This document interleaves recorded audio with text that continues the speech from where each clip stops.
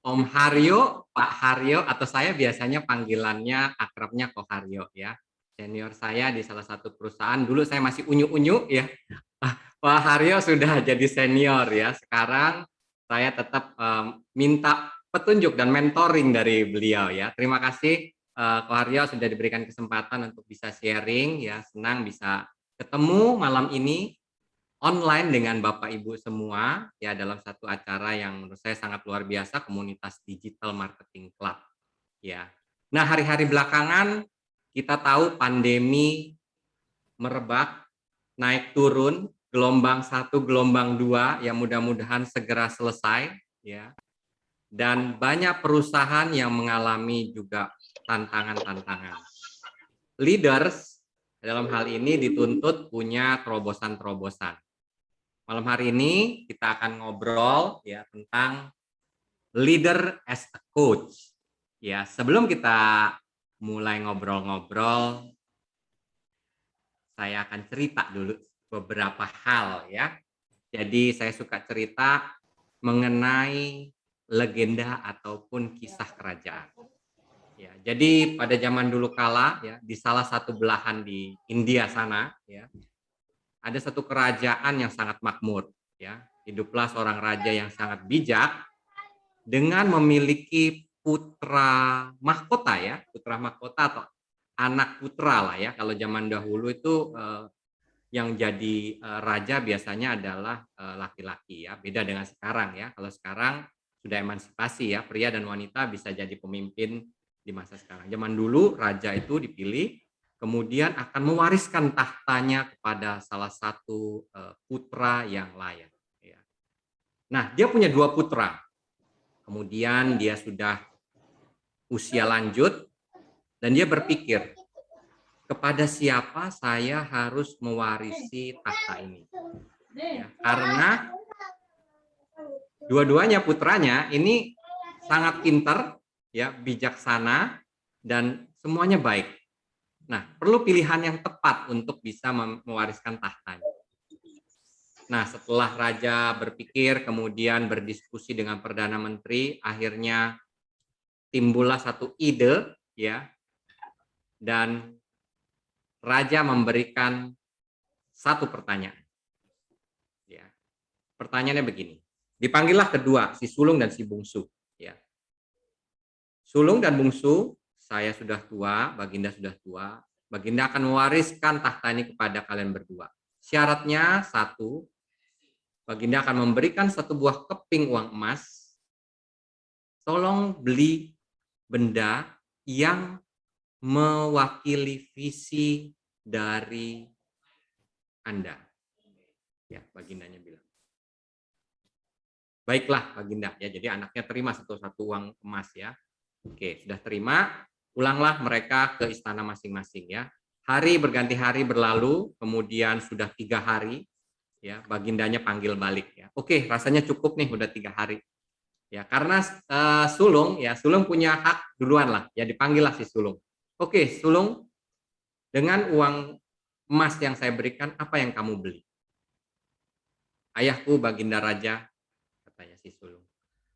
Uang emas yang Baginda berikan kepada saya membelikan sebuah pena. Nah, Bagindanya bingung. Kenapa kamu beli sebuah pena? Saya membelikan pena supaya saya bisa mencatat semua apa cita-cita dari Baginda untuk kerajaan ini. Sehingga saya bisa mewujudkannya. Wah, semua orang tepuk tangan ya. Wah, bagus, bagus ya. Visinya luar biasa, meneruskan visi-visi dari Bagindanya. Oke, bagus. Tibalah kesempatan dari si bungsu. Panggillah si bungsu. Si bungsu datang, ya kan, tidak membawa apa-apa. Semua orang bingung, ya kan. Ini uang emasnya dibelikan apa, ya kan? Jadi uang emasnya dia nggak beli barang apa-apa, tidak dibawa. Tapi justru dia membawa ayahnya ke dalam satu ruangan. Ya. Ruangan itu gelap sekali.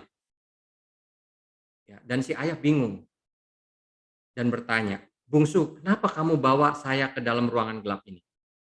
Kemudian bungsu tidak menjawab dan dia berjalan masuk menuntun sang Baginda ke pojok ruangan sambil menyalakan sebuah lilin. Si bungsu berkata, Baginda Raja, uang yang Baginda berikan kepada saya belikan sebuah lilin. Ini mewakili visi saya, bahwa seorang pemimpin itu harus bisa menerangi ruangan, menghangatkan ruangan, memberikan arahan kepada rakyatnya. Wah, si Baginda bangga juga ya. Wah, ini anakku yang kedua juga hebat ya. Dan akhirnya pada akhir cerita ya Baginda juga mempertimbangkan banyak hal. Akhirnya Baginda memutuskan bahwa si bungsu yang akan meneruskan tahta kerajaan. Nah, Bapak Ibu, sahabat DMC semua, demikianlah pemimpin. Leader memberikan sinar kepada timnya. Leader memberikan arahan kepada timnya. Dan leader memberikan kehangatan kepada timnya. Selamat malam Bapak Ibu, perkenalkan nama saya Henly Salim. Ya, kita 1 jam ke depan akan sharing-sharing mengenai leader as a coach. Saya sharingkan ini, apakah sudah terlihat di layar? Bapak Ibu boleh memberikan respon. Kelihatan, Oke. kelihatan coach, kelihatan. Ya, thank you. Ya, leader as a coach. Nah, Bapak Ibu boleh di kolom chat ya. Pertanyaan pertama. Bapak Ibu, siapa tokoh pemimpin yang Anda kagumi dan mengapa Anda mengagumi? Boleh di kolom chat silahkan. Ibu Siti, Pak Ujang, ya Pak Nugroho, ya. Kemudian ada Ibu Rania, ya Pak Jokowi, wah luar biasa ya. Coach Vina ya. Kenapa Pak Jokowi? Ya.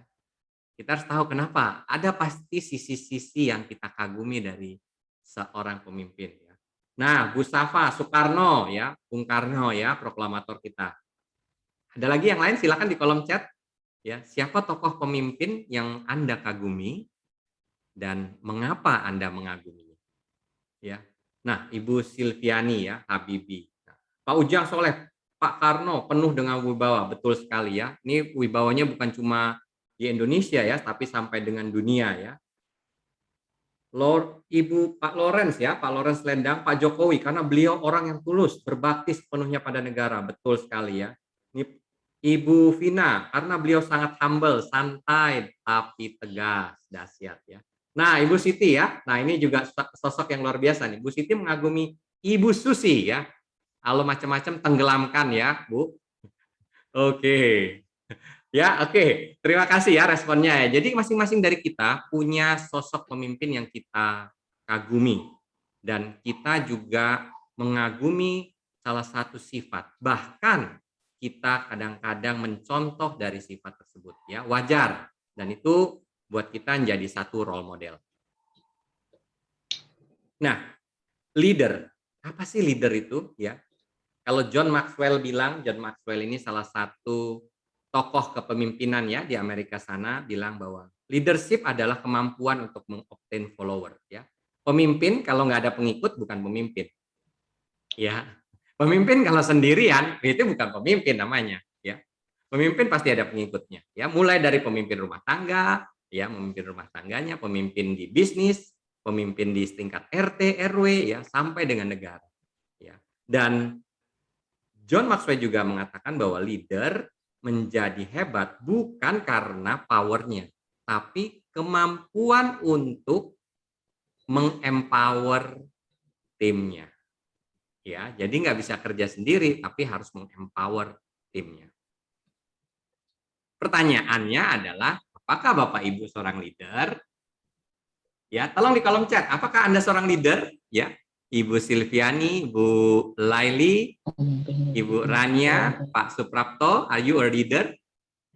Bu Indah Francisca, are you a leader? Yes, yes, ya. Terima kasih. Bu Siti Khotijah, yes, ya, of course, ya. Minimal kita memimpin diri kita sendiri. Ya, khususnya untuk yang bapak-bapak sudah berkeluarga, minimal jadi kepala keluarga, juga leaders, ya. Ibu-ibu jadi pemimpin arisan, ya, juga leaders, ya. Jadi kita semua dalam perannya masing-masing adalah leader. Nah, tantangannya sekarang itu khususnya di era digital sekarang ya, banyak leader yang tidak siap ya, karena menghadapi ya banyak hal ya, perubahan cepat ya, kadang-kadang hadapin tim yang tidak perform, ada juga yang perform tapi kurang motivasi, bulan ini perform, bulan depan enggak ya. Ada juga yang skillnya kurang, ada yang kurang berinisiatif ya. Ada juga yang menghadapi tim yang kurang mau mengembangkan diri. Sehingga kadang-kadang leader ya kehabisan cara untuk bisa mengoptimalkan timnya. Ya, ini beberapa tantangan leader ya. Saya nggak tahu apa yang Bapak Ibu hadapi di dalam tim ya. Boleh di kolom chat juga ya Bapak Ibu, karena Bapak Ibu as leader apa yang Bapak Ibu hadapi belakangan ini sebagai leader ya, macam-macam. Silakan di kolom chat ya, apa saja yang Bapak Ibu hadapi sebagai leader belakangan ini ya, khususnya di masa-masa pandemi ini ya. Apa tantangannya? Ya. Apakah Bapak Ibu menghadapi target ataukah Bapak Ibu menghadapi ketidakpastian? Ya. Silakan di kolom chat untuk bisa mengungkapkan apa yang menjadi tantangan dari Bapak Ibu. Oke, Bu Indah, kemampuan beradaptasi dan mengambil keputusan yang tepat. Yes, itu yang menjadi tuntutan leader ya sekarang ya, karena dunia semakin berubah dengan cepat ya, Bu Indah Francisca. Thank you. Ya, kita lanjut. Nah, untuk menghadapi tantangan itu semua, ada satu cara ya yang bisa membantu Bapak Ibu sebagai leader, yaitu coaching.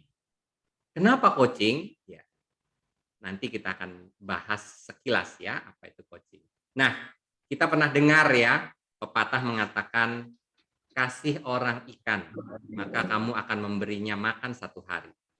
Tapi ajari dia untuk memancing, maka kamu akan memberikan dia makan seumur hidup. Nah, coaching ibarat kita mengajarkan orang untuk memancing. Jadi, kita akan memberikan dia kehidupan untuk sepanjang hidupnya. Jadi bukan cuma memberitahu, tapi kita mengguide dia melalui proses coaching. Nah, itu bukan kata saya ya. Ini survei dari PricewaterhouseCoopers ya, salah satu lembaga riset yang cukup terkenal dan mendunia. Jadi diminta oleh International Coaching Federation ya ICF untuk coba dong tolong di research ya. Coaching ini bermanfaat nggak sih ya khususnya di company ataupun di masyarakat umum ya. Berdasarkan riset, jadi ya ini berdasarkan riset ya, coaching itu bisa meningkatkan ya 70% performa kerja ya. 61% bisa meningkatkan bisnis manajemen. 57% time management meningkat dan tim lebih efektif ya. Itu dari sisi productivity. Nah, dari sisi orangnya sendiri ya itu bisa meningkatkan self confidence. Kemudian relationship antara atasan bawahan, ya orang tua anak, ya itu bisa lebih erat. Ya. Bos dengan jangan bos lah ya leader dengan timnya bisa lebih baik, supervisor dengan timnya bisa lebih baik. Ya. Kemudian 72% meningkatkan communication skill ya. Jadi ngobrolnya bukan cuma waktu performance appraisal ya, tapi ada obrolan lain yang juga produktif ya. Dan terakhir ya meningkatkan work life balance ya, hidup lebih seimbang. Ini berdasarkan hasil riset dari PricewaterhouseCoopers untuk International Coaching Federation ya. Nah, ngomong-ngomong coaching ya. Apa sih sebenarnya tuh coaching ya? Coaching atau kucing ya? Kalau kucing beda lagi ya. Ini coaching ya. Coaching itu ya kalau definisinya menurut ICF itu Badan Coaching Internasional ya.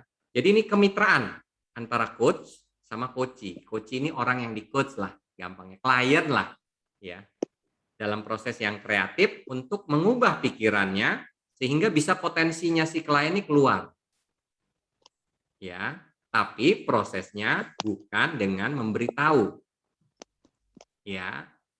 Jadi ini kemitraan antara coach dengan coachee atau kita bilangnya klien ya. Supaya menggugah pikirannya, bisa mengeluarkan potensi terbaik. Nah, itulah proses coaching. Ya. Menarik ini. Nah, ini saya mau juga gambarkan.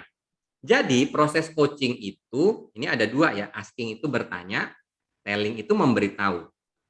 Ya, future solution itu ke masa depan, ke solution. Kalau past problem itu ke masa lalu. Ya, jadi coaching itu metodenya adalah bertanya kepada klien tentang masa depan. Ya, kalau bertanya tentang masa lalu biasanya digunakan oleh konselor ya untuk mengobati trauma masa lalu. Nah, ini ada perbedaan sedikit ya dengan coaching ya. Kalau coaching adalah bertanya tapi tentang masa depan ya. Goalnya di masa depan, langkah apa yang harus diambil di masa depan ya. Nah, kalau bertanya tapi ke masa lalu biasanya itu adalah konselor untuk mengobati trauma masa lalu ya, ada perbedaan. Kemudian kalau telling, memberitahu tentang masa depan biasanya konsultan. Ya, kita bayar konsultan, oke, kasih tahu dong kira-kira langkah apa yang harus saya ambil di masa depan. Itu konsultan. Ya. Beda dengan coaching ya. Oke, kita lanjut ya. Semakin menarik ini malam ini. Nah, manfaat coaching banyak ya. Salah satu atau salah dua, salah tiga, dan salah empatnya adalah yang pertama membantu klien untuk bisa mengambil keputusan. Yang kedua, mengimprove performance ya khususnya di perusahaan nih ya atau di tim ya. Kemudian mendevelop ya atau membangun kebiasaan baru ya. Saya sering juga melakukan coaching untuk orang-orang yang ingin menurunkan berat badan ya dengan cara membangun kebiasaan berolahraga. Nah, itu juga perlu bisa dilakukan dengan coaching atau melakukan transformasional ya. Dia ingin melakukan karir baru ya, ingin mengubah bisnisnya ke bisnis yang lebih lebih besar ya, merambah bisnis internasional, itu transformasional ya. Jadi ini 4 hal yang bisa didapatkan dari coaching. Oke, kita lanjut sedikit ya. Ini manfaat coaching ya. Masih banyak manfaat coaching lainnya ya, tapi ini 4 yang biasanya kita dapat secara langsung pada proses coaching.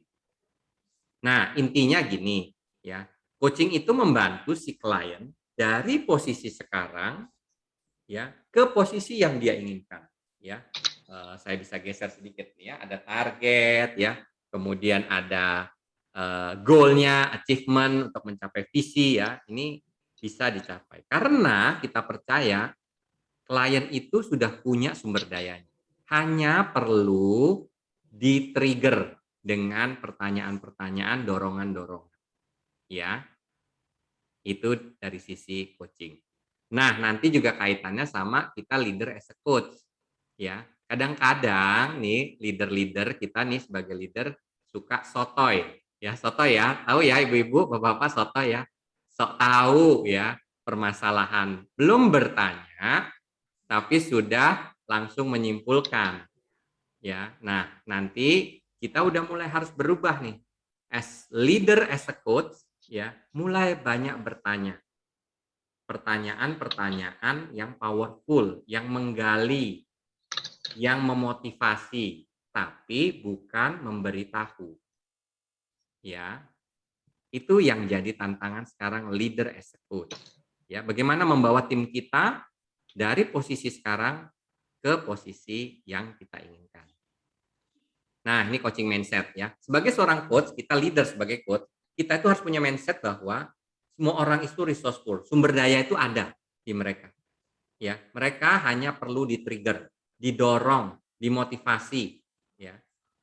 Kemudian yang kedua, proses dan hasil adalah satu kesatuan, ya. Sering nggak dengar ya, ngaku ya di sini ya, ngaku di forum ini.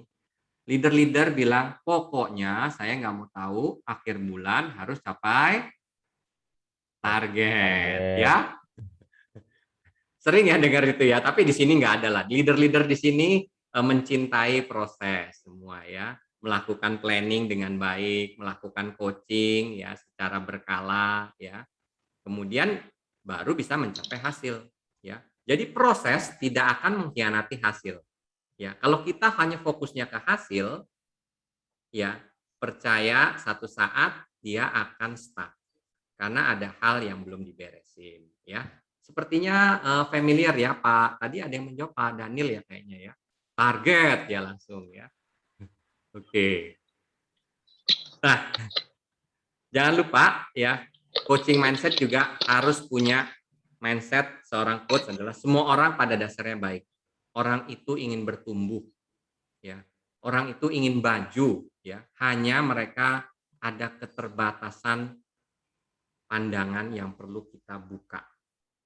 Ya, jadi ini 3 mindset yang harus dimiliki orang seorang coach dalam hari ini leader as a coach. Yang pertama, kita harus yakin bahwa tim kita itu resourceful. Yang kedua, kita harus mencintai proses. Ya, nggak mau tahu. Ya, harus mau tahu. Karena proses dengan hasil itu terkait. Ya, proses tidak pernah mengkhianati hasil. Ya, dan semua orang pada dasarnya baik. Semua orang pada dasarnya mau maju. Ya, kalau ada orang yang tidak termotivasi, pasti ada 1-2 hal yang perlu diperbaiki di sana. Ya, itu coaching mindset. Ya, leader as a coach harus punya mindset seperti ini. Nah, kalau sudah punya mindset, kita sebagai leadernya harus punya skill ini. Yang pertama, ya, harus membangun kepercayaan dengan tim. Ya, jangan timnya baru datang langsung dimarahin. Ya belum ditanya kenapa nggak capai target, apa penyebabnya, udah langsung kamu ya nggak capai target, bulan lalu nggak capai, bulan ini nggak capai juga ya kan? Maunya apa kamu ya kan? Terus dia jawab, lah bapak maunya apa ya kan?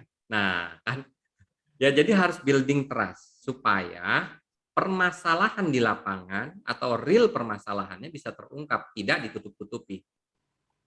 Ya, ini satu skill yang mudah diucapkan ya, tapi perlu praktek ya, perlu praktek ya, perlu praktek. Dan kita memberikan safety net kepada tim kita. Oke, apa yang kamu ceritakan antara kita saja, apa yang boleh dibawa keluar dari pembicaraan ini, ya itu juga harus disepakati. Yang kedua, ya, listening actively. Ini telinga. Ya, telinga. Telinganya 2, ya mulutnya 1. Kenapa Tuhan menciptakan telinganya 2, mulutnya 1 ya? Artinya untuk lebih banyak mendengar daripada berbicara. Artinya, saat kita mendengar, benar-benar mendengar. Bukan mendengar untuk memikirkan jawaban. Ya, sering ya kita ya, dengar langsung di otak kita pikir, wah, ini nih nanti saya mau jawab begini nih, ya. Sehingga kita tidak benar-benar mendengarkan apa message yang disampaikan oleh si klien atau si coach atau si timnya kita ya. Benar-benar dengar dengan seksama, tangkap poin-poinnya ya. Apa yang menjadi krusial faktor, apa yang menjadi alasan dia, benar-benar dengar ya. Jangan dulu dipotong sampai habis. Ya, challenging ini ya. Ini challenging, ini skill yang kita miliki tapi harus dilatih ya. Bapak-bapak ya bisa dilatih di rumah ya bersama istri dulu ya buat latihan. Jadi kalau dikasih tahu sama istri coba jangan dipotong dulu ya. Nanti kalau di kantor akan lebih mudah ya. Kemudian powerful question. Untuk bisa mendapat jawaban yang tepat harus bertanya dengan tepat. Ya. Jangan awal-awal sudah nanya, "Kenapa kamu nggak capai target?" Ya. Contoh, saya kasih contoh begini. Dulu salah satu tim saya ya sering banget datang terlambat. Ya, datang terlambat mulu ya. Tiap minggu datangnya terlambat ya. Seminggu 6 hari ya, yang 3-4 hari selalu datangnya terlambat. Ya. Saya belum belajar tentang coaching. Ya, apa yang saya lakukan? Ya saya panggil, saya omel-omelin ya. Pertanyaan saya adalah, "Kenapa kamu terlambat?" Ya. Dan selalu dijawab ya, hari ini ban bocor ya, besok macet, besoknya lagi bangun kesiangan, besoknya hujan, ya nggak ada solusi. Tapi sekarang saya sadar, pertanyaan saya yang salah. Ya. Karena pertanyaan kenapa kamu terlambat tidak merefer ke solusi. Kira-kira menurut Bapak Ibu pertanyaan apa yang cocok untuk ditanyakan? Powerful question. Yuk, silakan di kolom chat. Ya, boleh di kolom chat. Ya. Oh ya, Bapak Ibu. Nah, bagi yang aktif nanti saya juga akan memberikan giveaway ya. Ada 3 buku terkait coaching, live coaching, dan juga masing-masing akan saya berikan 1 kali kesempatan untuk coaching session online dengan saya langsung ya. Apa yang bisa lakukan untukmu agar bisa membuatmu tidak terlambat? Oke, boleh. Apa yang dapat kamu lakukan agar tidak terlambat? Oke, bisa ya. Bagaimana cara supaya tidak datang terlambat? Ya, betul. Apa yang kamu lakukan supaya kamu on time? Nah, ini ya. Nih, ini Pak Devni ya. Pak Dev ini ya, Pak Devni ini tepat nih ya. Apa yang harus kamu lakukan supaya kamu on time? Ya, apa yang kamu, karena kita positif ya, kan kita inginnya bukan dia nggak terlambat, tapi kita pinginnya adalah dia on time ya.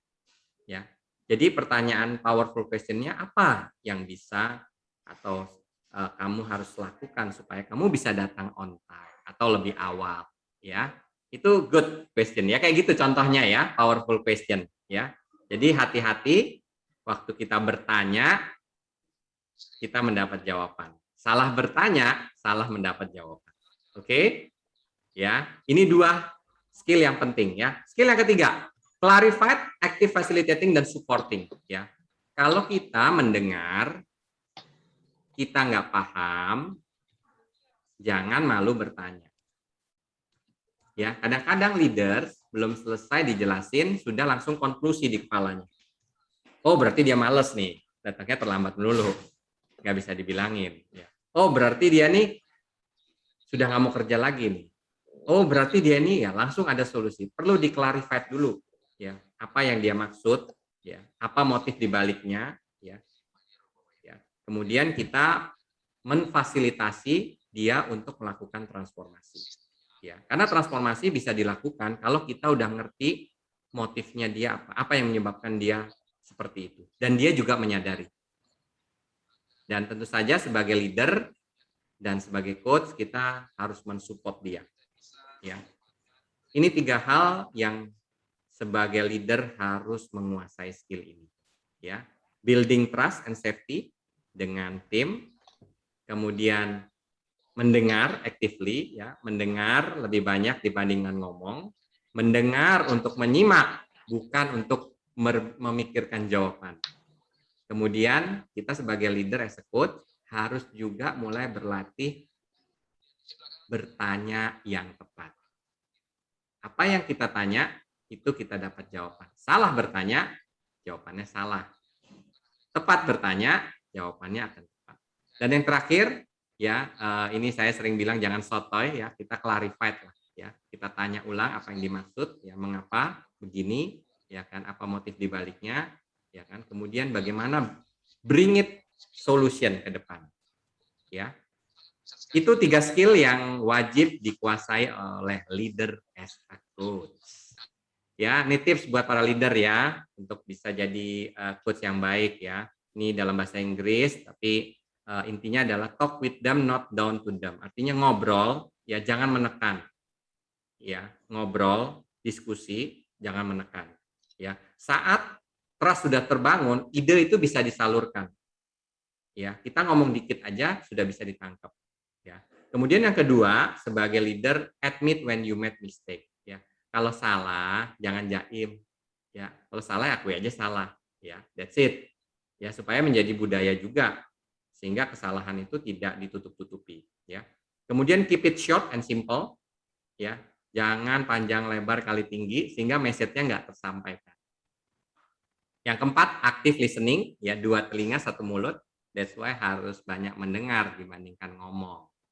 Ya, Dan be sincere, artinya harus tulus ya. Motifnya kita mau membantu, ya motifnya kita mau maju bersama-sama, motifnya kita ingin dia sukses. Karena kesuksesan seorang pemimpin tergantung dari kesuksesan timnya. Ya, coach by example. Ya, kalau kita mau nge-coach, ya kita dulu harus menjadi contoh. Ya, selamat melakukan coaching, selamat menjadi leader yang being a coach. Ya, mudah-mudahan sharing saya malam ini bisa menggugah Bapak Ibu untuk bisa menjadi leader yang lebih baik lagi. Terima kasih. Saya kembalikan ke Pak Haryo. Ya, oke. Untuk berikutnya akan dipandu oleh moderatornya yaitu Mbak Indah Francisca. Silakan, Mbak Indah. Terima kasih, Pak Haryo. Silakan, Mbak Indah. Halo, selamat malam semuanya. Mohon maaf tadi saya telat 10 menit ya, Coach. Iya, jadi topik malam ini luar biasa keren banget. Saya juga udah share di IG saya, tapi beberapa mereka berhalangan karena mereka ngejar target.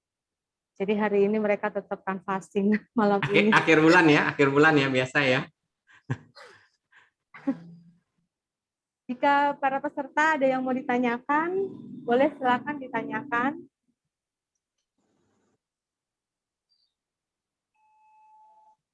Boleh ada pertanyaan ataupun mau sharing mengenai pengalamannya sebagai leader. Boleh juga. Atau bagaimana bertanya supaya bisa nge-coach, mulainya dari mana. Ini Boleh. ada pertanyaan, Coach, dari Silakan. di inbox. Dari Ibu Silviani Kesuma, bagaimana kamu bisa mempersiapkan agar bisa tepat? Oh maaf, ini tadi menjawab pertanyaan Coach yang tadi.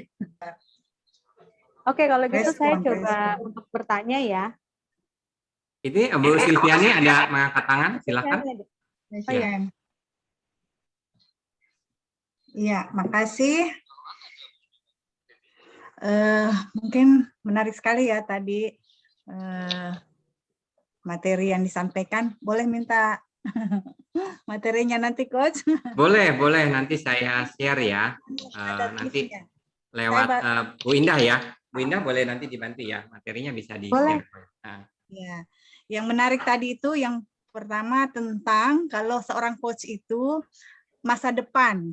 Nah, ini baru baru tahu nih rahasianya ya. Oh ya, maaf sebelumnya saya perkenalkan, saya Silviani Kesuma, saya seorang Widya Iswara, saya seorang pengajar di pelatihan-pelatihan pemerintahan.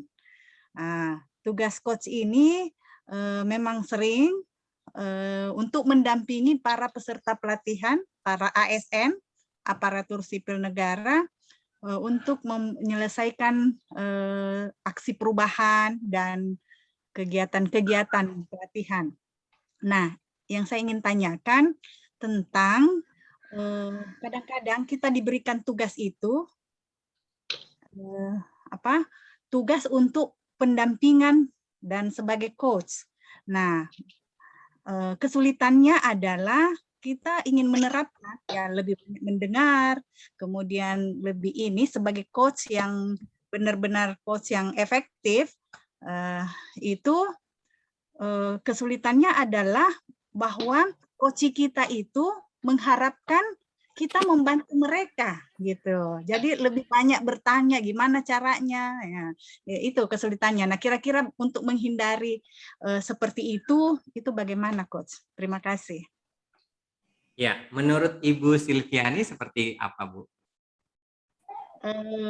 Nah, itu contoh kalau misalnya kita ditanya balik ya. Jadi mungkin framework-nya yang harus disepakati di awal sesi coaching ya. Memang ini umum, Bu, terjadi ya. Common ini terjadi ya.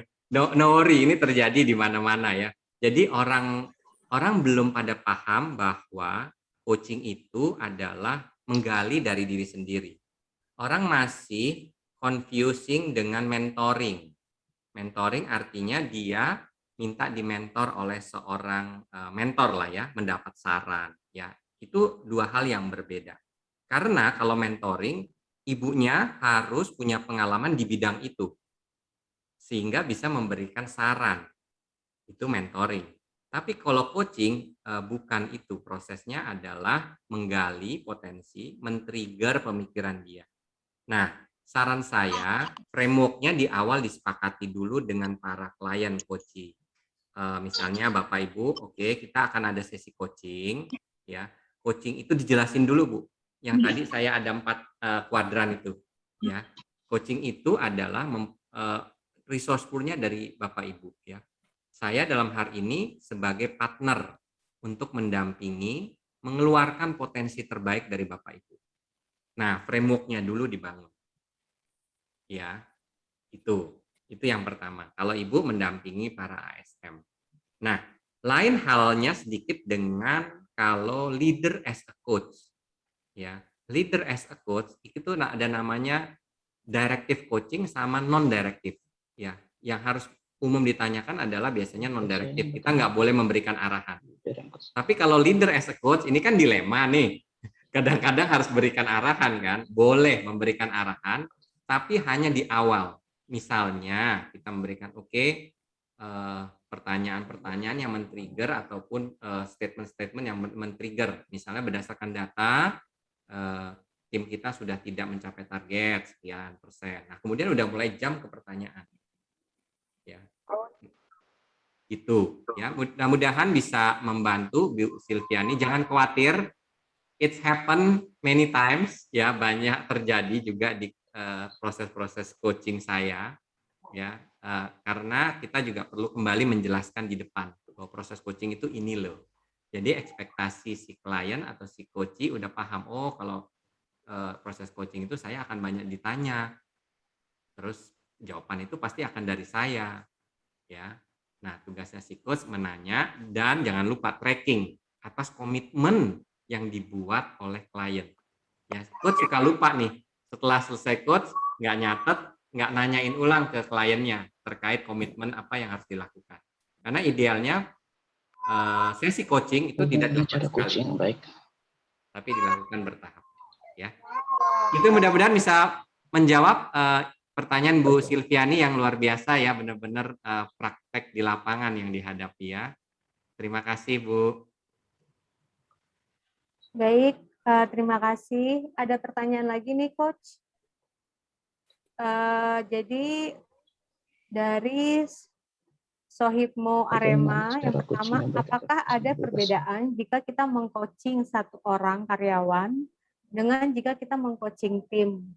Lalu jika mengcoaching tim ini, setiap anggota kan memiliki permasalahan yang berbeda. Lalu bagaimana menghadapinya? Lalu yang ketiga, berapa jumlah anggota tim yang maksimal agar proses coaching berjalan secara optimal? Oke, saya jawab satu-satu dulu ya, supaya nggak melebar ya. Pertama saya ucapkan terima kasih kepada Pak Sohibmo Arema ya. Pertanyaan pertama, apakah ada beda jika kita meng-coaching pribadi dengan meng-coaching tim? Ya, ada bedanya ya. Coaching pribadi itu one on one. Ya, one on one, satu coach, satu klien. Boleh di ini sedikit ya Pak Raffi ya, ada bocor suaranya. Saya ulangi ya. Jadi kalau coaching one on one itu antara satu coach dengan satu klien. Isunya fokusnya adalah permasalahan dari si coachee itu, satu klien itu. Ya. Sedangkan kalau yang rame-rame satu coach dengan banyak klien itu namanya group coaching. Ya. Tetapi permasalahannya nggak bisa 5-5 punya permasalahan dibahas sekaligus. Ya nggak bisa. Ya. Tapi permasalahan dari 5 orang ini yang punya sama, misalnya teamwork nih, satu tim ini nggak capai target semua. Nah, permasalahan itu yang dibahas. Ya, satu permasalahan yang dialami oleh 5 orang. Ya, itu namanya group coaching.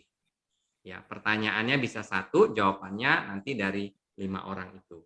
Ya, berapa banyak efektifnya tergantung kemampuan dari coachnya. Tapi pengalaman saya 5 masih oke, 6 masih oke ya. Lebih dari itu kalau ada pertanyaannya jawabannya terlalu banyak, nanti listen actively-nya nggak jalan ya. Kalau bisa 5, 6, maksimum 7 lah. Ya. Bagaimana jika coach yang kita lakukan untuk tim, karena setiap anggota punya masalah berbeda-beda dan itu juga masalah. Nah, idealnya one on one. Ya, idealnya one on one. Tapi kalau permasalahan besar boleh group coaching. Ya. Boleh group coaching, ya. Nah, ini tugasnya leader yang suka lupa. Ya, coaching itu tugasnya leader untuk melakukan secara berkala. Bukan cuma saat tidak capai target, bukan, tapi dilakukan secara berkala. Ya, ada group coaching, ada one on one. Ya, jadi kalau pengalaman saya yang saya lakukan one on one coaching ke tim leader saya, ya one on one sebulan sekali. Ya, jadi kita akan ketemu sebulan, kemudian kita sepakati apa yang menjadi goal, apa yang langkahnya dilakukan, kemudian ada monitoring kertas kerjanya. Bulan depan kita akan ketemu, kita akan ngobrol dulu apa yang kamu sudah janjikan, sudah diselesaikan belum. Ya, terus begitu. Ya, baik terkait target, terkait personal development, terkait macam-macam ya. Saya nge-coach di kantor ataupun di luar. Di kantor juga tim leader saya kadang-kadang minta di-coach permasalahan parenting. Ya bisa juga ya kita lakukan. Ya, karena itu pengaruh juga ke kinerja. Ya, itu pertanyaan kedua ya, bagaimana untuk 3 coach dilakukan tim ya. Karena setiap anggota ya idealnya satu one on one. Tapi kalau mau group coaching permasalahannya harus sama ya. Terus yang ketiga apa tadi? Berapa jumlah tim yang maksimal ya? Tadi sudah saya jawab ya. Itu tergantung kemampuan coach, tapi pengalaman saya 5 sampai dengan 7 itu udah optimal ya. Udah sangat optimal. Kalau kita mau benar-benar melakukan listen actively. Begitu? Ada pertanyaan lanjutan, Bu Indah? Iya, ini ada pertanyaan dari Ari Wijaya, Bapak Ari Wijaya. Coaching dengan motivated, apa bedanya ya, Coach? Wah, ini keren nih pertanyaannya ya. Pak Ari Wijaya ini luar biasa nih katanya. Coaching dengan motivated, apa bedanya? Itu juga pertanyaan yang beberapa tahun lalu saya cari ya. Karena dulunya saya juga ingin mencontoh Pak Haryo ya. Dulu Pak Haryo juga sebagai motivator yang sukses ya. Tapi dalam perjalanan saya menemukan diri saya lebih cocok sebagai coach ya. Nggak ada yang salah karena itu satu beda profesi ya, profesi yang berbeda. Bedanya adalah kalau motivator itu kan satu arah dari si motivator kepada orang-orang ya, bisa personal, bisa grup. Ya, satu arah, bentuknya arahan, bentuknya informasi, bentuknya ajakan, ya, bentuknya dorongan.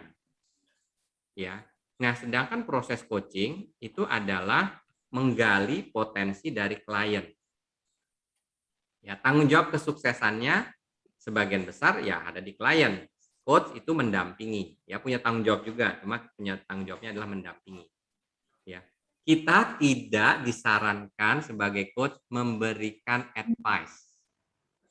Ya, walaupun kita tahu kita pernah ngalamin, terus kita langsung, oh oke, baiknya kamu begini, nggak boleh itu.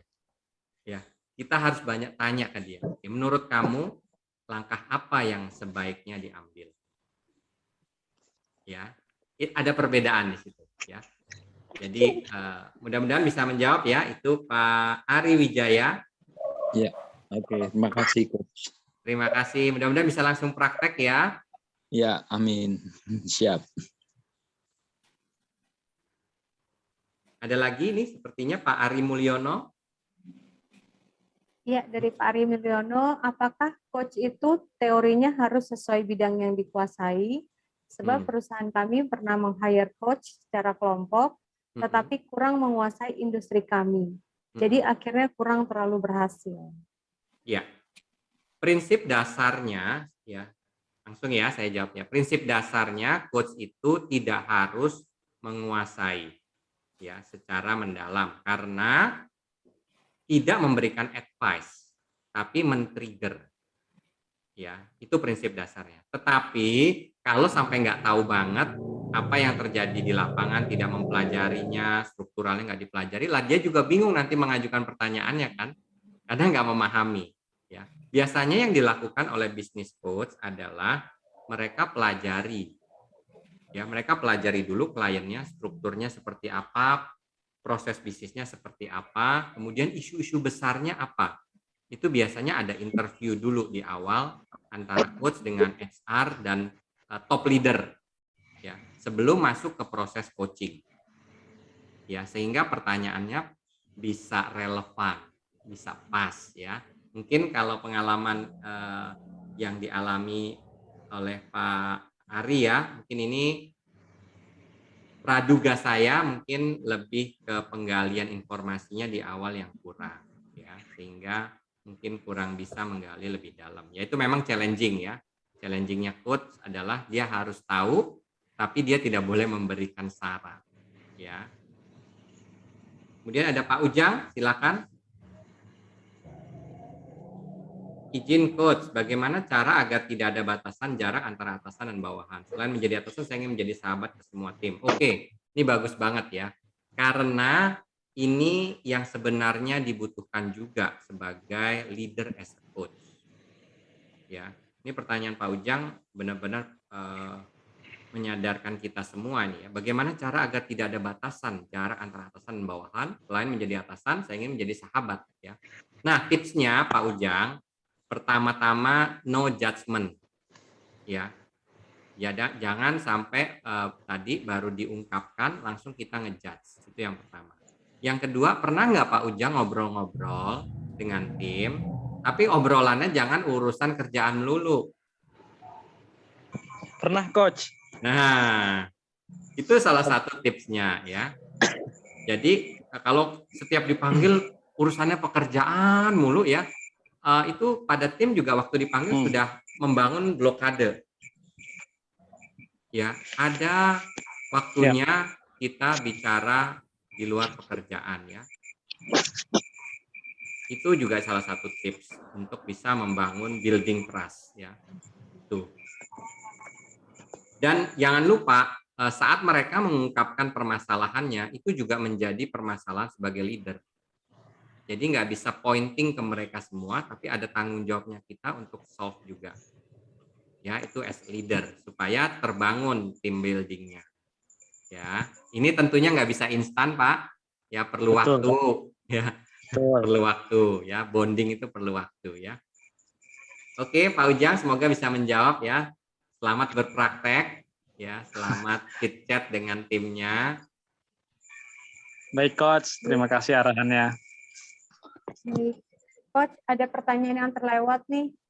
Dari Ibu Dian Febrianti. Coach, saat karyawan sudah kita coaching, kita jelaskan kembali mengenai tanggung jawab target pada kerjaan, tapi belum tercapai target, bagaimana cara untuk coachingnya?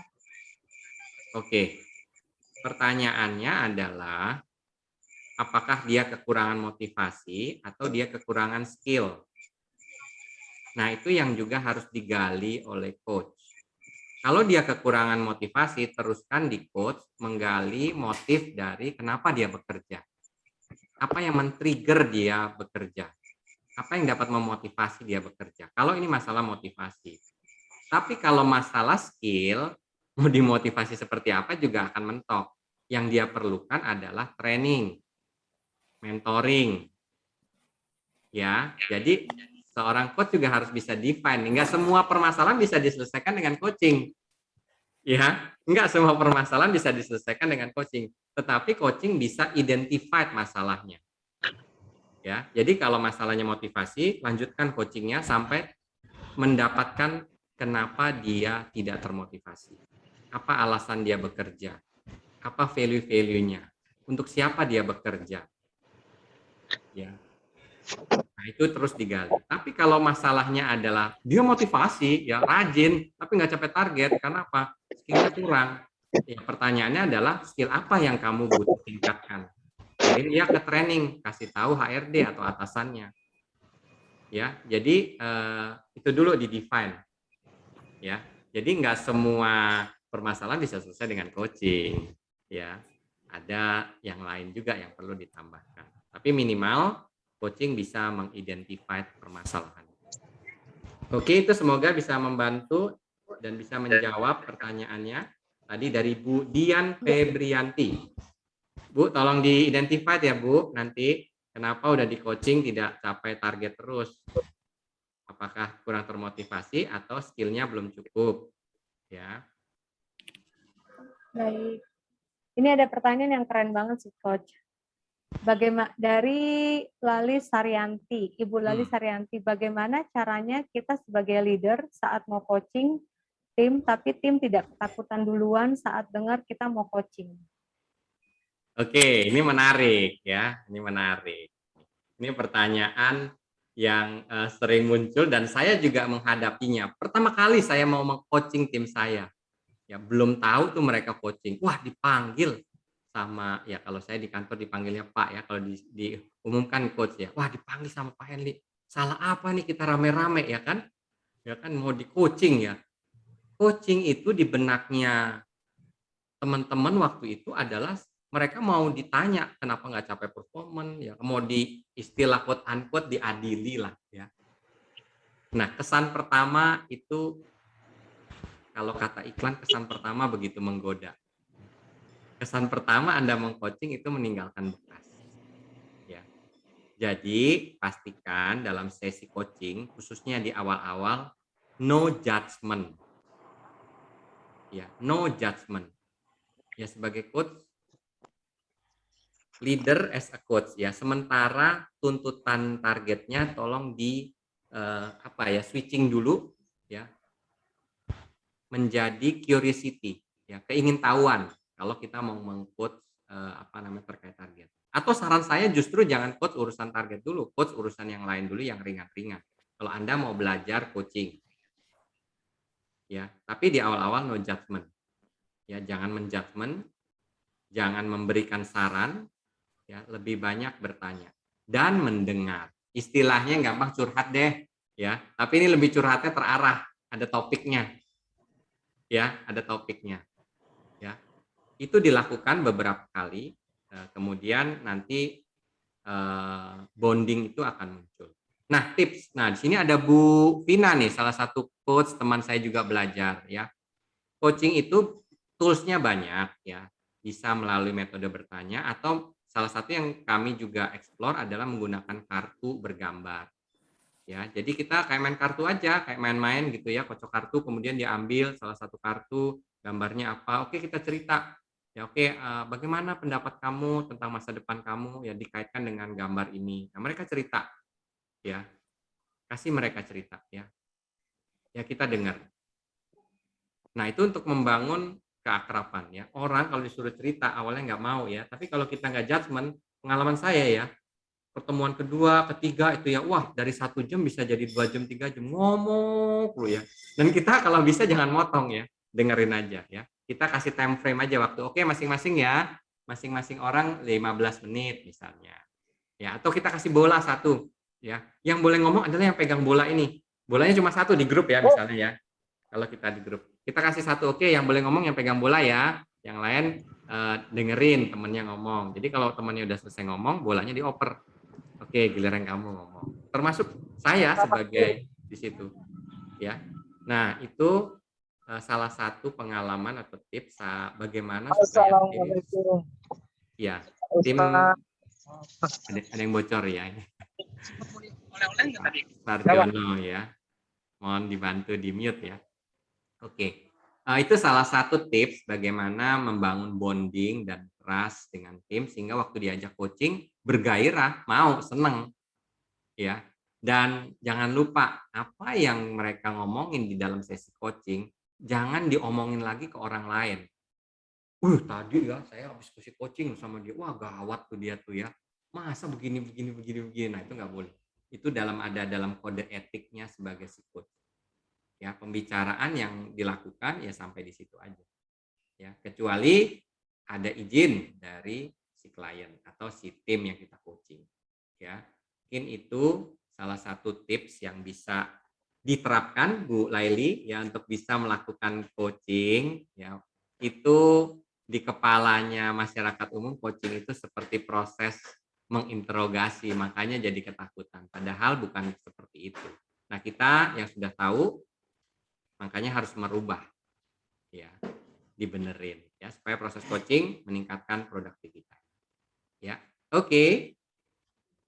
Silakan. Baik, ada pertanyaan lagi, Coach. Ini banyak sekali pertanyaannya, menarik sekali sih memang topiknya. Lalu kapan kapan coaching ini melibatkan top manajemen dan kapan tidak melibatkan top manajemen? Oke, Dari Pak Ari Mulyono lagi. Pak Ari, melibatkan top manajemen ya. Ideal ya, saya bilang ideal. Idealnya adalah coaching itu harus dibangun culture dari atas sampai bawah. Ya, karena yang bawah pasti ngelihat yang atas, betul ya? Kalau yang atas sudah membangun budaya coaching, pasti sampai ke bawah. Ya, idealnya seperti itu. Tetapi kalau memang di perusahaan itu dari top manajemennya belum ada kesadaran membangun budaya coaching, mulai aja dari diri sendiri. Ya, mulai aja dari tim. Ya, saya selalu begitu. Saya mulai dari tim kecil. Ya, tim yang saya pimpin ya. Karena Bapak Ibu sini semua kan leader. Tadi ya, yes, leader ya. Lakukan di tim Anda. Ya, begitu Anda lakukan, ya, budaya di tim terbentuk, kinerjanya akan kelihatan. Orang lain akan melihat, ih, tim ini kok kayaknya harmonis banget ya. Terus mereka akrab banget, bonding banget, terus kinerjanya bagus banget. Nah, dari situ baru kita bisa bicara. Ya. Jadi saya bicara dua sisi nih. Idealnya dari top manajemen, kalau memang top manajemen belum ada kesadaran, lakukan aja dari diri sendiri. Ya. Paling enak sebenarnya gandeng HR. Karena HR ini yang punya kepentingan ya, karena dia juga biasanya melakukan coaching ya, khususnya kepada orang-orang yang potensial dan orang-orang yang mau keluar gitu ya, itu biasanya di coaching ya. Dan oh ya, ada satu lagi, jangan lupa, coaching ini bukan cuma dilakukan kepada orang yang bermasalah ya. Jadi jangan sampai persepsinya, wah kalau di coaching nih berarti dia bermasalah nih ya. Enggak ya. Ya bermasalah maupun enggak bermasalah ya. Lebih baik justru kepada orang yang tidak bermasalah. Karena ini kita mau bringing solution to the future. Ya. Begitu ya. Mungkin bisa menjawab ya coaching kapan melibatkan top manajemen, kapan tidak melibatkan top manajemen ya. Ya kalau top manajemennya belum siap ya lakukan saja sendiri ya. Kalau idealnya top manajemen yang justru mendrive ya.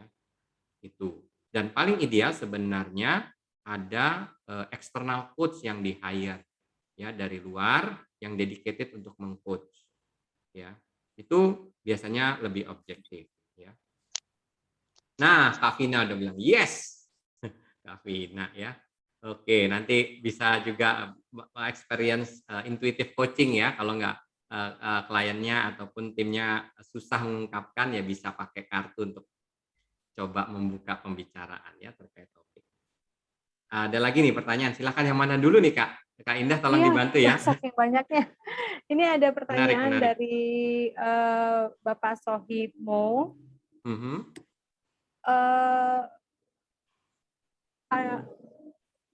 Andai coaching kita tidak berhasil, artinya setelah berapa lama tidak hasilnya, apa yang harus kita lakukan sebagai coach? Oke. Nah, definisi tidak berhasil ini apa nih? Pak Sohimau, boleh Pak sedikit dijelaskan definisi tidak berhasilnya apa nih maksudnya? Misal katakanlah permasalahan saya tim ini ya coach, itu terkait dengan tadi produktivitas yang atau target ya. Nah, dan rata-rata problem yang muncul di tim itu motivasi yang rendah gitu ya. Nah, setelah kita lakukan coaching selama atau ini saya juga tadi tanya berapa lama waktu yang ideal kita lakukan untuk coaching itu. Nah, tapi katakanlah beberapa kali misalnya ya, dalam saya sampai 5 atau 7 kali misalnya itu kok motivasi tetap tidak bisa kita tingkatkan gitu ya. Nah, kemudian akhirnya target juga tidak bisa tercapai. Nah, ini bagaimana ini cara solusinya ini? Matur nuwun. Oke, terima kasih Pak Sohimau ya dari Arema Malang nih kayaknya ya Pak ya. Arema soalnya. Oke. Nah, idealnya satu kali sesi coaching bisa 45 menit sampai 1 jam ya, bahkan maksimum bisa 1 jam setengah ya, tergantung bagaimana hubungan antara coach dengan coachee ya. Kalau sudah akrab banget, banyak tuh yang dituangkan, coachee-nya bisa ngomong terus ya. Itu itu bisa panjang ya. Tapi kalau awal-awal 45 menit, 1 jam rasanya udah cukup. Itu per durasi. Kemudian berapa lama bisa ketemu ya. Nah, ini kalau sebagai coaching yang profesional tergantung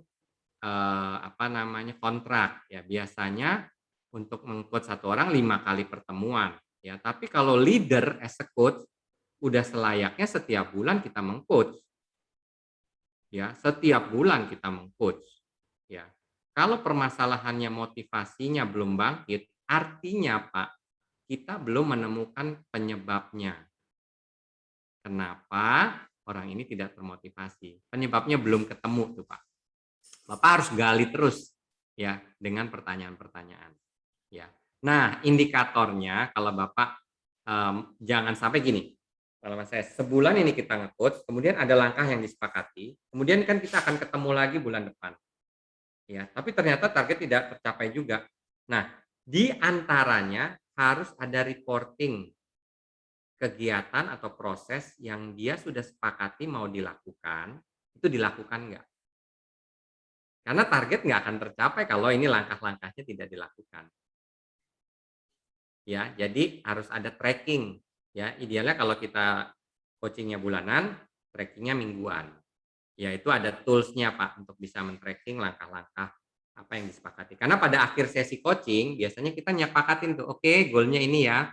Kemudian langkah apa yang mau dilakukan oleh Anda? Ini Pak, saya mau ini, saya mau ini, saya mau ini ya.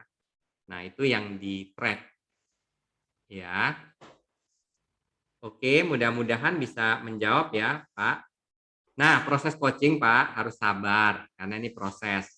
Ya, nggak bisa sekali coaching langsung capai target. Ada sih yang langsung ketemu hot button-nya, kenapa dia tidak termotivasi. Tapi ini is a process. Ya, gitu.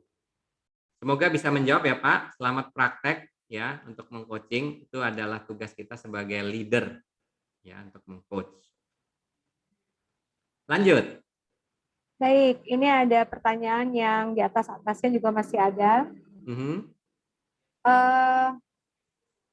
Maaf ya Coach, di sini tuh agak berisik karena weekend ya, jadi hampir semuanya pulang ke rumah. Ya, nggak apa-apa, lanjut. Ya, ini ada dari Ibu Rania Amalia. Coaching kan menggali potensi klien atau tim kita. Bagaimana ya kalau coachnya malah diam di saat ditanya? Apakah diam selalu berarti coachingnya tidak bekerja? Atau mungkin ada tips atau contoh untuk coaching ketika ketemu case seperti ini? Terima kasih.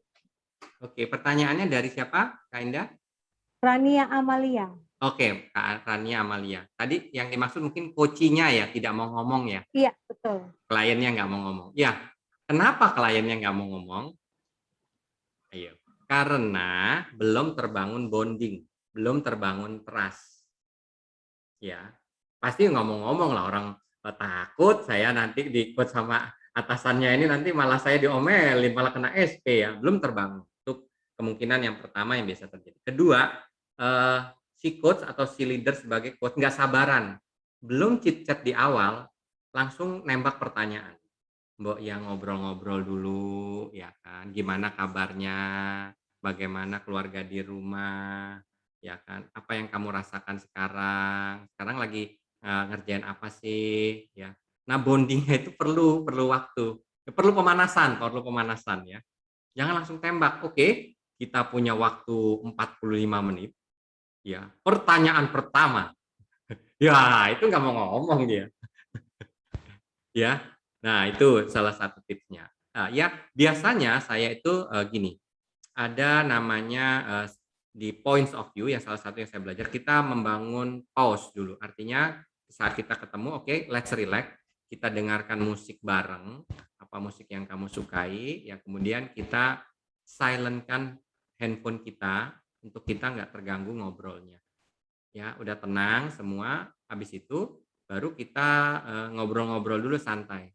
Ya, sebelum masuk ke sesi coachingnya. Ya, jadi jangan dibikin kaku ya. Ya, tapi saya bilang, oke, kita punya 45 menit. Pertanyaan pertama ini, pertanyaan kedua ini, pertanyaan ketiga ini, itu nggak pasti ya susah dia jawab ya. Itu yang pertama, bondingnya, sapanya. Kemudian memang beberapa orang itu yang saya pengalaman ada yang susah ngomong, ya susah ngomong artinya susah mengungkapkan perasaannya, ya bisa di-trigger tadi salah satunya dengan gambar, ya kan itu juga bisa di-trigger dengan gambar, ya supaya merelasikan antara persepsi dia terhadap gambar dengan pertanyaan, ya itu juga bisa, ya banyak metode. Oke, semoga itu bisa menjawab. Tapi yang paling mudah, tolong bangun dulu bondingnya, ya. Oke, lanjut Kak. Baik, ini ada pertanyaan dari Bapak Agus. Ini bagus banget sih, soalnya pengalaman saya pribadi juga. Bagaimana cara menghadapi seorang leader yang tidak mau coaching kepada timnya? Beliau menganggap bahwa tim yang tidak bisa mengikuti leadernya lebih baik dilepas. Dan coaching ini dianggap memperlambat perkembangan organisasi. Mungkin maksudnya di sini adalah kayak bos itu nggak pernah salah kali ya Pak ya? Iya. Nah, pertanyaan saya adalah apakah dengan metode yang dipercayai oleh bosnya ini cukup efektif? Apakah target-targetnya tercapai? Apakah turnover karyawannya tetap terjaga? Apakah bisnisnya berkembang sesuai yang diharapkan? Nah, itu dulu. Ya, kalau memang semuanya dirasa proper, kemudian dengan metode itu bosnya cukup puas, ya let's do it. Ya, tetapi menurut saya tidak bisa ada transformasi karena tidak pernah ada men-challenge diri sendiri dan men-challenge tim terkait berpikir di luar kebiasaan, ya. Bagaimana menghadapi seorang leader tidak mau di-coach, tidak mau coaching kepada timnya. Ya, pertanyaan saya itu dulu. Tercapai nggak targetnya? Ya, banyak memang ini challenging ya, banyak bos yang nggak mau repot ya. Oke, nggak capai target, ganti anak buahnya ya. Nah, pertanyaannya mau berapa sering ganti-ganti anak buahnya, ya kan? Karena anak buah baru berarti kan harus di training ulang, berarti harus dikenalkan ke customernya ulang, ya begitu ya. Semoga bisa menjawab ya, pertanyaan saya dijawab dulu dengan metode itu. Apakah cukup efektif? Targetnya tercapai kah? Ya, kalau tidak berarti ya mulai harus dikasih tahu alternatif ini. Ya, no worry ya. Saya secara jujur saya juga dulu begitu. Ya, saya sebagai atasan juga dulu begitu. Ya, sebelum saya menyadari dan insaf dan bertobat ya. Pokoknya kalau nggak capai mana yang nggak capai ya. 2 bulan, 3 bulan nggak capai. Bulan pertama SP 1, bulan kedua SP 2, bulan ketiga SP 3 ya. Habis itu PHK ya. Kemudian ngulang lagi chapter 2 ya. Chapter 2 dengan pemain baru ya. Sama lagi ya kan. Terus saya pikir-pikir ya kan ini mau sampai kapan ya berulang begini-begini ya. Apa nggak ada cara lain yang lebih cerdas ya kan? Terus investasi di karyawan untuk training perlu diperhitungkan juga, ya. Oke, Pak Suprapto boleh Pak bagi-bagi Pak, lagi makan kayaknya enak nih Pak, sate ya Pak ya? Waduh, atau nasi Padang Pak. Thank you. Oke, semoga bisa menjawab ya Pak Agus ya. Memang banyak Pak leader di luar sana yang begitu ya. Kalau belum kepentok, belum sadar Pak ya. Boleh dibisik-bisik Pak, atau nanti dibelikan buku terkait coaching gitu ya. Atau dikasih pertanyaan Pak, atau Bapak tidak capek ya Pak ganti-ganti anak buah terus? Baik. Ini ada pertanyaan lagi Coach. Dari Aryani, Ibu Aryani. Malam Coach Henry, kapan kita gunakan coaching, mentoring, dan konseling? Bisakah metode-metode ketiga metode tersebut dikombinasikan penggunaannya? Terima kasih. Oke, dari Ibu Arini. Oke, Bu Arini ya, terima kasih, pertanyaannya bagus ya. Tadi saya juga sempat singgung bahwa coaching itu bukan satu-satunya obat mujarab untuk menyembuhkan segala macam permasalahan ya. Nah, ada namanya mentoring, ada namanya konseling, dan ada namanya juga konsultan ya, konsultasi. Tadi saya gambarkan 4 diagram.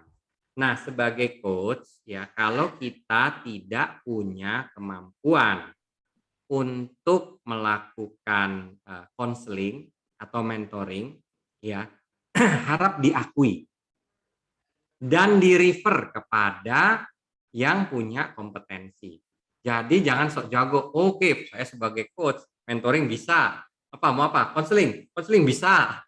Mau apa? Konsultasi bisa. Ya enggak seperti itu. Ada kode etik di sebagai coach ya, kita harus menidentify permasalahan klien dan kita harus jujur apakah ini bisa di-coach. Kalau bisa di-coach lanjutkan, kalau tidak bisa harus di-refer ke ahlinya. Itu ada dalam kode etik sebagai coaching, sebagai coach. Ya, contoh, saya kasih contoh. Kinerja atau motivasi tidak terbangun, sudah di-coach beberapa kali. Ternyata ada trauma tertentu. Apakah seorang coach bisa ya? Karena coach itu adalah bertanya tentang masa depan. Nah, kalau dia ada trauma masa lalu yang menyebabkan dia sulit bergerak dari situ, beresin dulu. Kalau Anda sebagai seorang coach punya kemampuan untuk melakukan sebagai konselor, nggak apa-apa lakukan. Tapi topinya adalah sebagai topi konselor. Ya, tapi kalau Anda nggak bisa, refer. Ya, itu yang pertama. Case kedua, tadi saya ada bilang kurang motivasi sama kurang skill.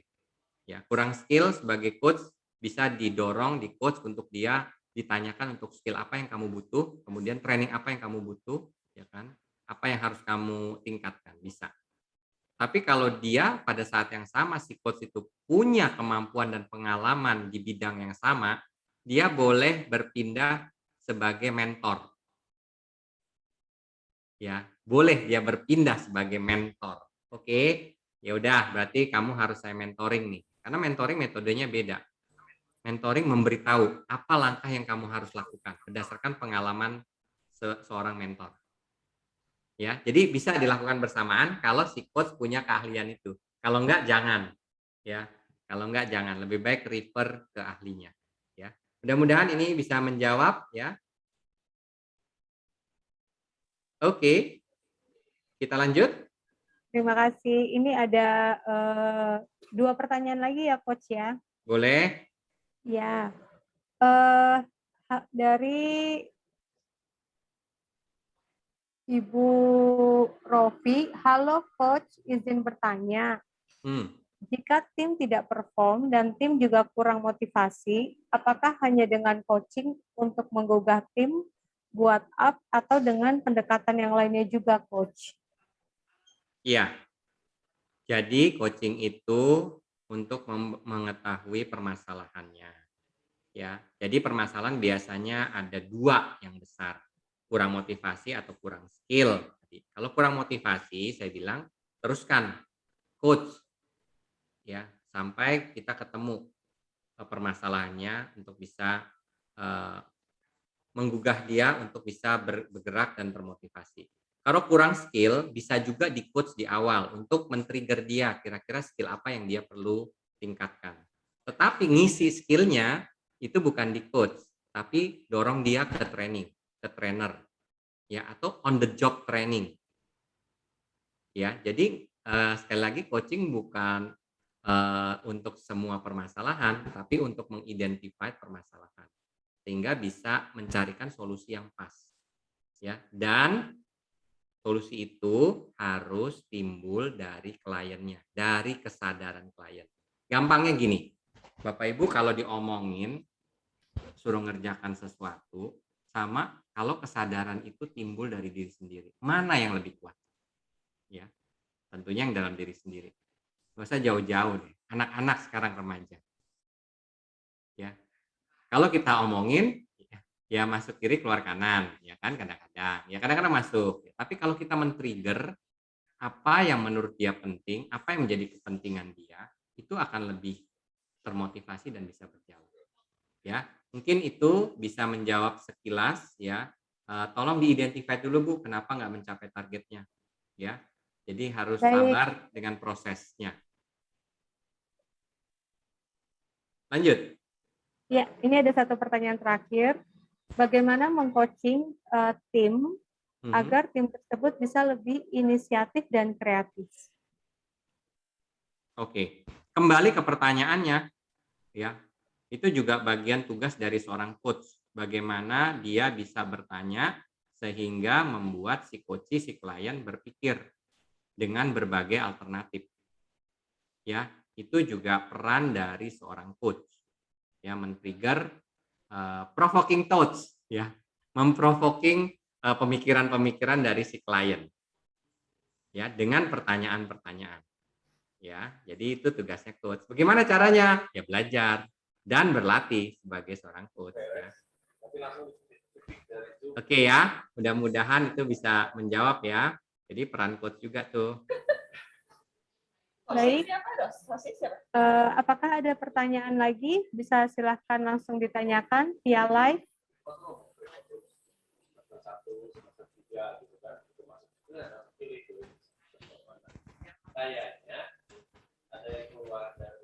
Atau mungkin ada yang mau sharing mengenai pengalamannya, apakah pernah di-coach atau malah meng-coach? Semua jadi semua ini.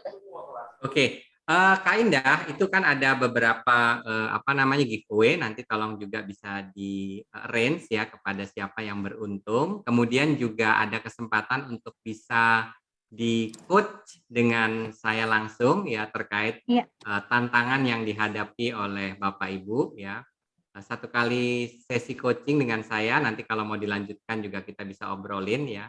Semoga bisa merasakan bagaimana di coach, bagaimana menjadi coachee ya, dan bisa juga nanti mempraktekkan di timnya ya. Mungkin itu Kak Indah. Iya. Baik, nanti saya akan list ya Coach ya, yang aktif bertanya untuk malam ini. Nanti saya akan WhatsApp Coach Henley ya, Coach ya. Ya, nanti sekalian dikasih alamatnya ya. Ya. Supaya baik. bisa saya kirimkan bukunya, gitu ya. Baik, ya. Boleh kalau begitu kita foto bersama. Oke, sudah cukup ya Bapak Ibu pertanyaannya ya. Saya doakan semoga bisa praktek coach ya, dan juga sabar dengan prosesnya karena ini adalah satu proses yang harus dilakukan oleh seorang leaders. Ya, leaders mengempower timnya. Ya, jadi ini bagian dari cara mengempowernya. Selamat praktek coaching ya, sukses buat Bapak Ibu semua juga timnya. Thank you, Coach. Baik, jangan boleh untuk para peserta videonya bisa diaktifkan supaya bisa untuk foto bersama.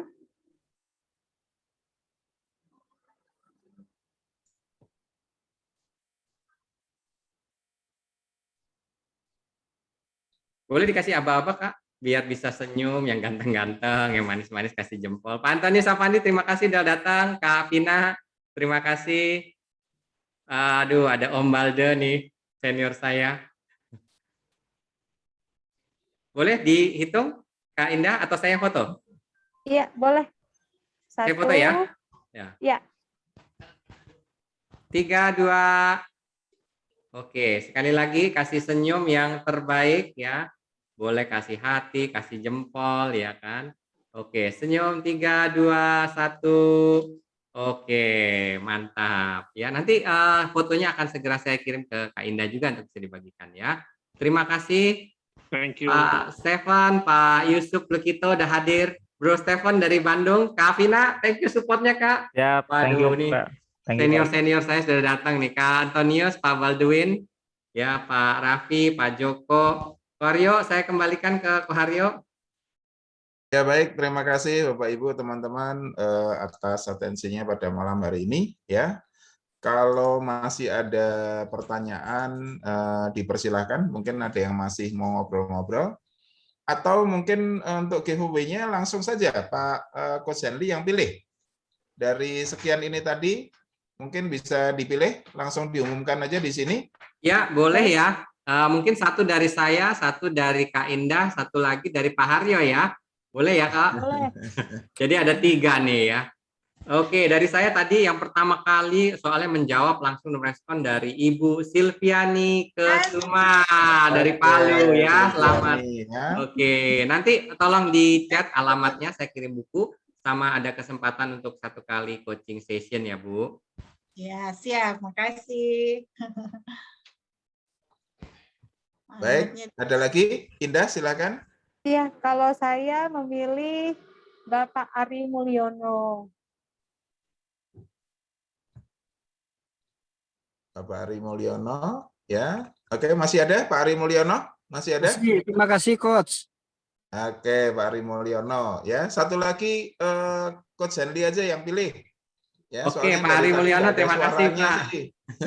Oke, waduh, ini saya bingung ini milihnya nih, luar biasa soalnya aktif-aktif semua ini ya. Yang pertanyaannya paling seru aja, yang pertanyaannya paling seru siapa tadi? Coba tadi yang ada 3 pertanyaan tuh siapa tadi ya? Apa namanya, Kak Indah? 3 pertanyaan langsung diborong tadi itu. Itu Bapak Sohibmu, Arema. Arema ya, tadi ya Sohibmu ya, Arema ya, Pak. Sohibmu Arema ya, selamat ya Pak. Nanti mohon dikirim nama, kemudian nomor telepon dan alamat untuk bisa saya kirimkan buku ya. Bukunya Koharyo sudah sempat saya ini ya foto ya, teman-teman ya. Mungkin nanti bisa dapat ya. Terima kasih, Coach. Thank you, dan nanti 1 kali sesi coaching kita bareng ngobrol-ngobrol ya. Pak Sohibmu, Ibu Silviana Kesuma, dan Pak Ari Mulyono. Baik, terima kasih, Coach. Baik, masih ada lagi yang mau bertanya? Silakan, masih ada waktu. Kalau ada yang masih mau bertanya, ngobrol-ngobrol dengan Coach Hendy, silakan. Silakan, masih ada? Apakah masih ada? Oke, kalau tidak ada, ya terima kasih atas atensinya malam ini. Kembali saya sampaikan untuk teman-teman di sini yang bersedia sharing, seperti halnya yang dilakukan oleh Coach Hendy Salim malam ini, silahkan bisa join ke grup atau WA ke saya, ya WA saya 0857 11227575, ya. Nanti kita bisa ngobrol-ngobrol bagaimana nanti untuk bisa sharing berbagi ilmunya kepada masyarakat ya. Nah, terima kasih atas atensinya untuk malam ini. Kalau tidak ada lagi yang ingin disampaikan, maka saya mengucapkan banyak terima kasih. Silahkan yang belum bergabung dengan WA Group Motivation Daily, silahkan bergabung karena kita setiap pekan, minimal sepekan sekali kita mengadakan acara seperti ini. Dan saya akan launching juga, rencana saya akan launching 1 menu baru ya. Oke, jadi saya akan launching menu baru nih, sedang saya godok karena banyak teman-teman yang profesinya sekarang sebagai life coach and business coach gitu ya. Jadi saya akan buka 1 forum lagi. Kalau ini kan sharing ya. Nah, nanti next time saya sedang godok, saya akan bikin 1 menu baru yaitu online coaching ya. Oke, nah nanti saya akan ajak teman-teman yang profesinya business coach, life coach, nanti akan saya ajak untuk business coaching atau life coaching ya. Jadi bisa tanya jawab langsung. Jadi bukan sharing ya, tetapi tanya jawab langsung ya. Anda punya problem apa, punya masalah apa di dalam bisnis ya. Nah, mudah-mudahan nanti ada banyak business coach atau life coach yang bisa bergabung yang bisa saya hadirkan ya. Baik, terima kasih. Kalau tidak ada lagi yang akan disampaikan ya, sampai ketemu di pekan depan ya. Terima kasih Coach Hendy Salim. Ya, mungkin ada yang mau disampaikan lagi Coach Hendy Salim? Cukup, Koharyo, terima kasih kehadirannya juga kesempatan untuk sharing, senang berbagi dengan Bapak Ibu semua. Kak Indah, mohon sekali lagi dibantu ya untuk mengumpulkan 3 nama peserta, nomor telepon, dan juga alamat ya, supaya bisa segera saya kirimkan buku dan saya kontak untuk sesi coachingnya ya. Terima kasih.